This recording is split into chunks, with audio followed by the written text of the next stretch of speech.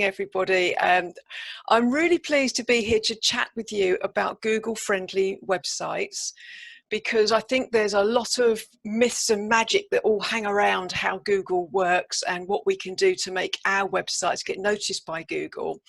So what I want to do today is dispel some of the myths about the things that are important to Google, but also highlight the things that Google does care about, and also things that we can do ourselves from our website's content management system. So if you can get into the back end of your website to make changes, so maybe you add blogs or you change your page content, maybe you add images, if you've got the facility to do that, you'll have the facility to do all the things that I'm going to recommend today.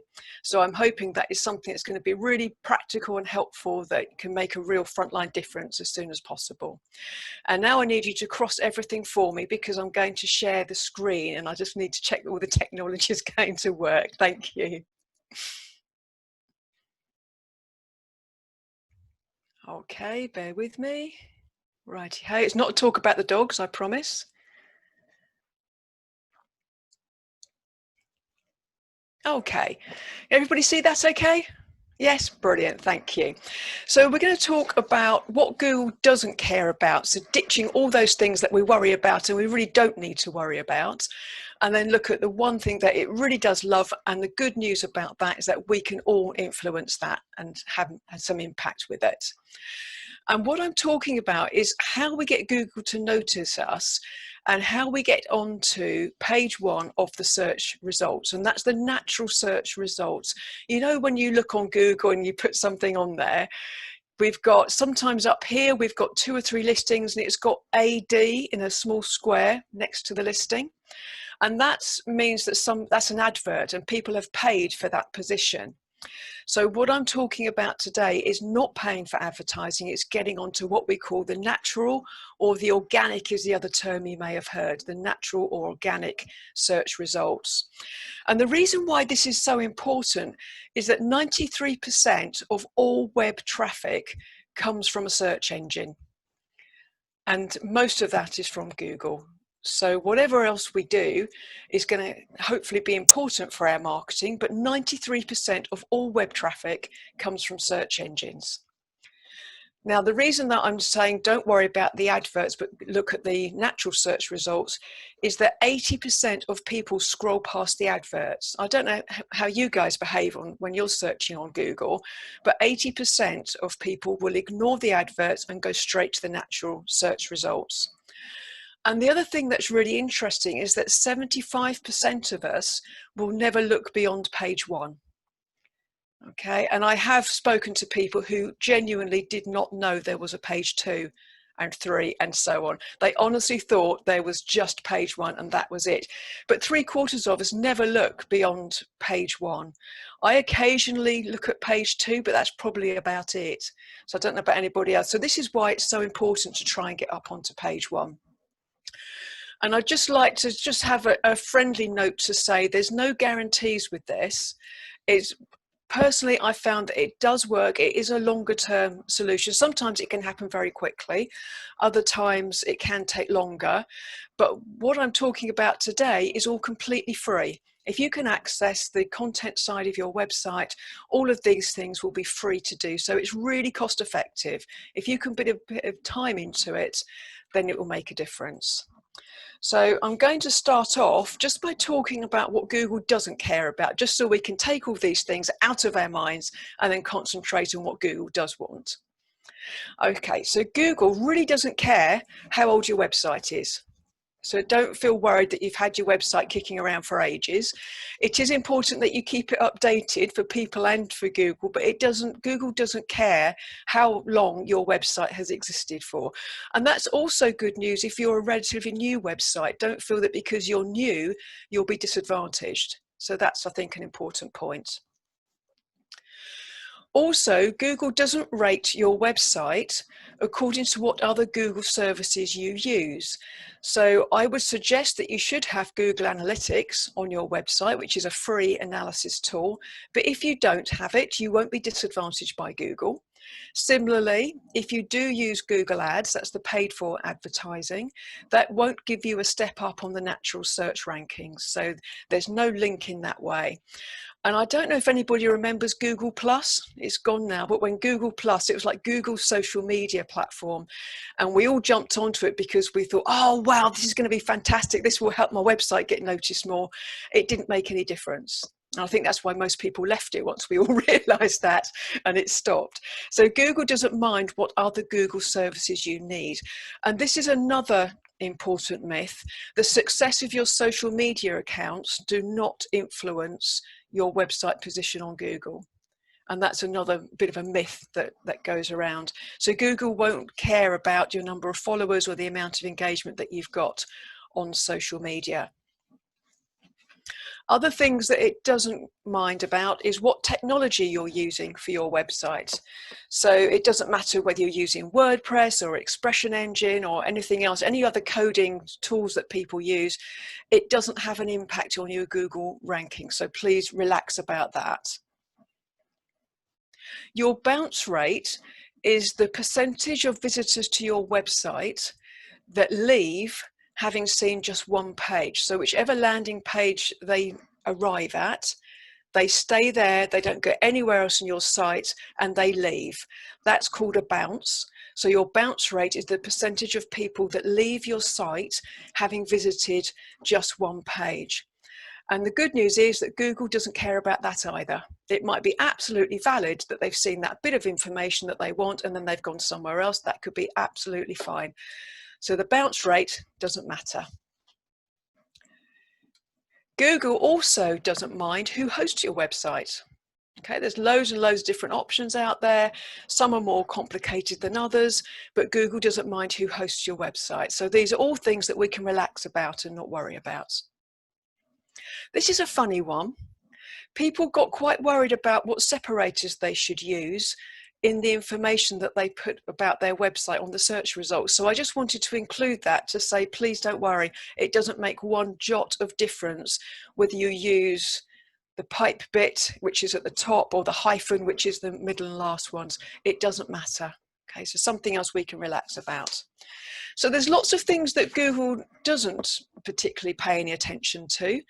So now that we know that we can not worry about all those things, what is it that Google actually does love? What are the things that we can proactively be doing to make Google love our website and want to put it on their search results? The tips that I'm going to go through, as I say, are ones that all of us can do ourselves. We can influence and implement them. And if you can access your website, you can make these changes. Okay, in a nutshell, Google loves great content. And if there's one thing that you do, that's what I recommend that you do. Just make sure you've got great content on your website. I'm going to give some tips about that at the end. It's really relevant to your target audience. That's the most important thing. So you write your content with your audience in mind and understanding the type of queries that they would have put into Google. And this is very true whether you are working with members of the public, whether you are business to business, whether you are product orientated, whether you're an e-commerce site. Great content is what counts.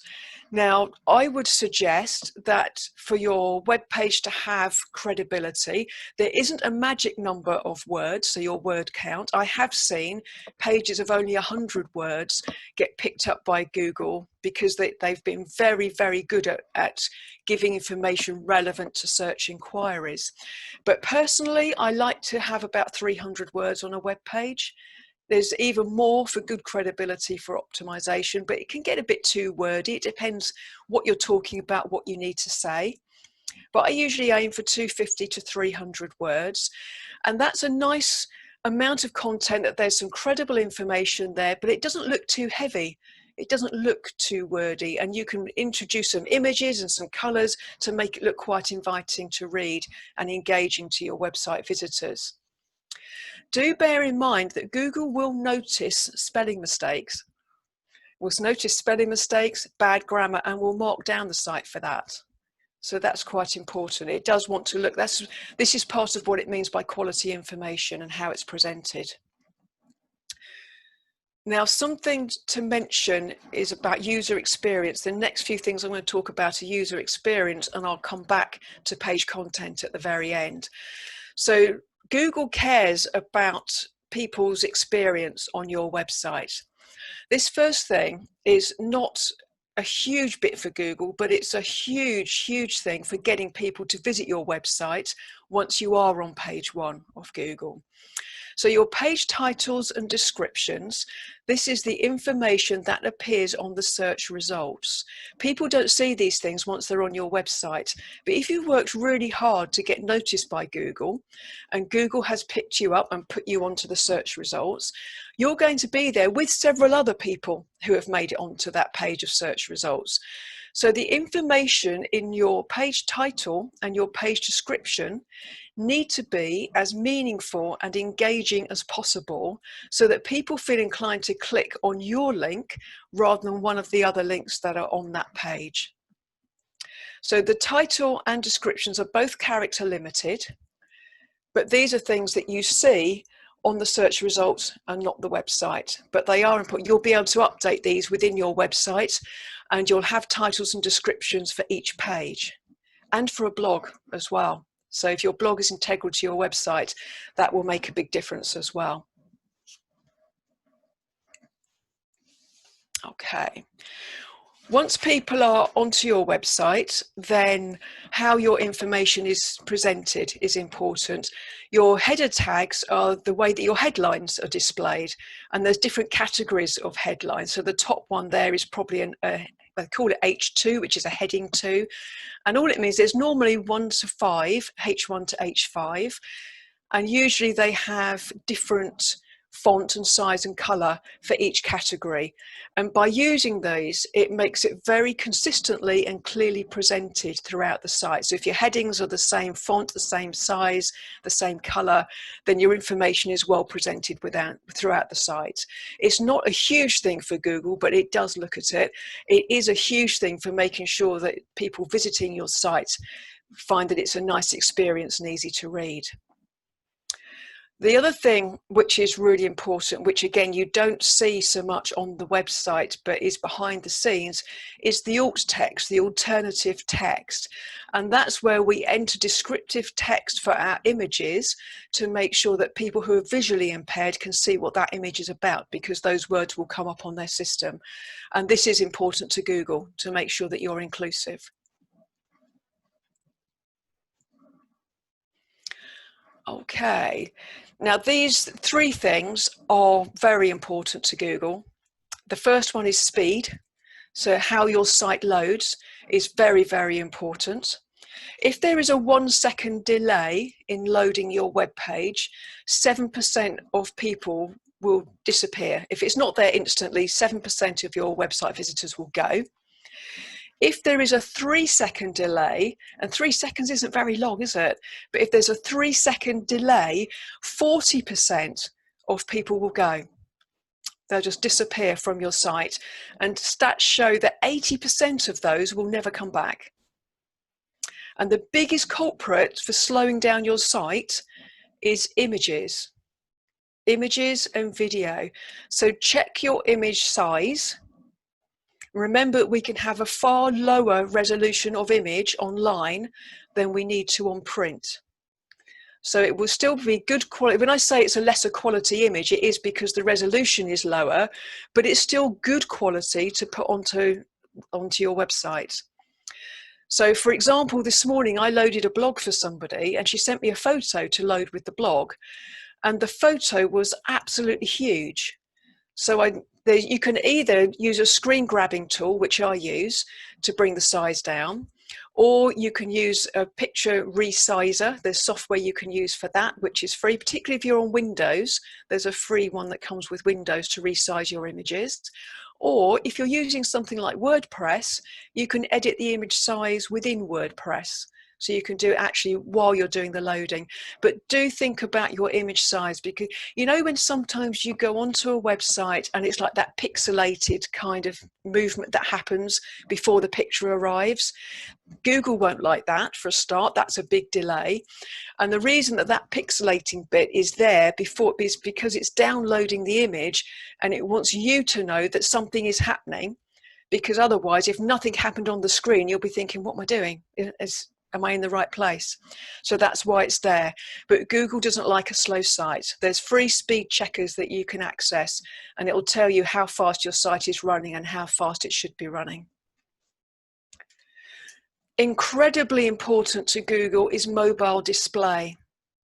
And it's important to mention this because there are lots of business to business markets where people are still desktop orientated.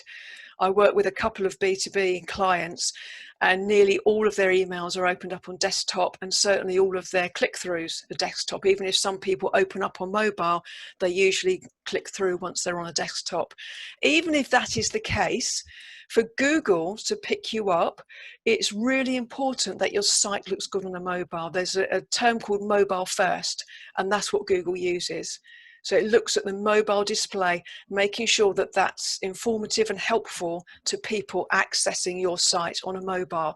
And it looks at that before it looks at anything else. So do check how your site displays on a mobile. A lot of them now of sites are responsive, which means they automatically adapt for any device. So from that point of view, it should be legible, but where do your images appear? Where do your headlines appear? Do you need to change anything to make sure that it has optimum impact? So mobile display is really important. And the third thing, which is incredibly important, is security.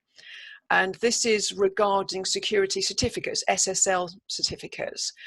You know how we used to have all websites with www. And now mostly they are HTTPS, which means that that website domain has a security certificate attached to it. In some browsers, and Chrome is one of those, if you don't have a security certificate, it displays not secure by your website address at the top.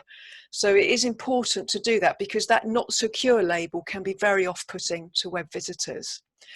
If you have an e-commerce site, I recommend that you go for the top level of your security certificate, which means that you get the green padlock next to your website. And if you're expecting people to pay online, that green padlock is very reassuring for them. So whether you're an e-commerce site or they're booking for an event on your website, as soon as people have to enter payment details, they will be very reassured to see that green padlock. But if you are a brochure site, just having the normal SSL certificate so that your website is HTTPS before your domain name, that will be absolutely fine. So you don't have to pay top dollar unless you are expecting people to book online. So these three things are really important. Great content is the most important thing. And I've got a couple of tips to share with you before I finish about the content. And I would suggest that when you're putting your pages or your blogs together, write with your people in mind first of all. So your people are the people that you want to do business with, your target customers, and use the terminology that they would use. Answer the questions that they would ask you. You'll know when you're talking to potential people or when you've met people at networking and they want to know more about what you do, what are the questions that people ask. Try and answer some of those things. So you're writing for people first. When you've got those people in your mind, then you put your content together. And then you start sprinkling in the keywords, and the keywords are the search terms that people would use on Google or any other search engine when they're looking for what you do. You would hope that if they know you and they know your name, that you will come up as your name. It's the people who don't know you that we're really trying to reach here. So what would they be searching for? What questions would they be asking? And my second tip is to keep things updated. Google loves a change. Google's intention is to share information and keep everybody up to date. So the more your website is changed and the bigger those changes, the better as far as Google is concerned. And also it gives people a reason to come back and visit your website as well. If they come back and see it and nothing's changed, they'll stop repeat visiting. So give people a reason to come to you. So they're the key things that we can all influence from our own websites. There are other external factors which it would be wrong for me not to mention, but these are things where we have to involve other people. So Google reviews, for example. I know that at WIBM we're very good at asking people for reviews and helping each other with reviews. Google does look at the Google reviews when deciding who to show on the search engine results. If your Google reviews have mentioned some of the key terms that people would search on, then you're more likely to get picked up.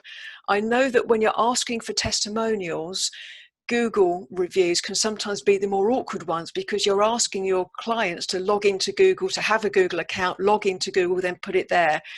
But they really are very powerful and they do help with the search results as well, as does Google Maps, and also having reciprocal links with other people.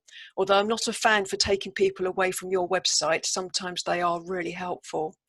So those are other things that you can look at, and I just wanted to mention those, but hopefully these are all things that we can all do, we can start looking at straight away. As soon as we've got a bit of time, we can make a really positive difference to how Google views our website.